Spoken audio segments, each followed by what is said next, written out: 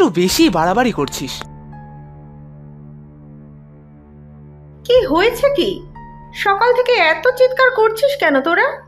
দেখো মা, দেখো, তোমার ছেলে তোমার জামাইকে খাবার খোঁটা দিচ্ছে, অপমান করছে। আমি আজই চলে যাব। কি হয়েছে পরিষ্কার করে আমাকে বল দেখি। ভাই বলছে তোমাদের জামাই কেন খাবে এ বাড়িতে, ওকে একটু মাছ আনতে বলেছি বলে এত অপমান করলো আমাকে। ছি ছি রাজু, তুই এমন কথা বলতে পারলি? আমি এসব কিছুই বলিনি মা। অলোকদা ছোট মাছ খেতে পারবে না বলে আমি বলেছি যে একদিন না হয় মাছ খাবে না। বাকি রান্না তো হয়েছে। অলোক কি খাবে না খাবে সেটা কি তুই ঠিক করে দিবি? যা বাজারে যা। আমি এখন বাজার যেতে পারবো না মা। আমি সেটাই দিদিকে বলেছি। আমার এখন কাজ আছে। কি কাজ আছে তোর বলতো? একটা তো চাকরি জোটাতে পারিসনি আজও। বসে বসে বাবার টাকা ধ্বংস করছিস, ঘরের কাজেও তো লাগিস না। আমি তো চেষ্টা করছি মা, রোজ তো ইন্টারভিউ দিচ্ছি।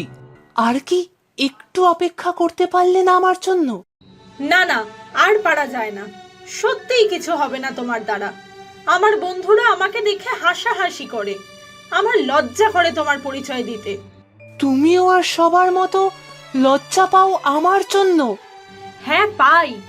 কি করতে পেরেছো তুমি আজ অবধি? কিচ্ছু পারোনি, আর পারবেও না।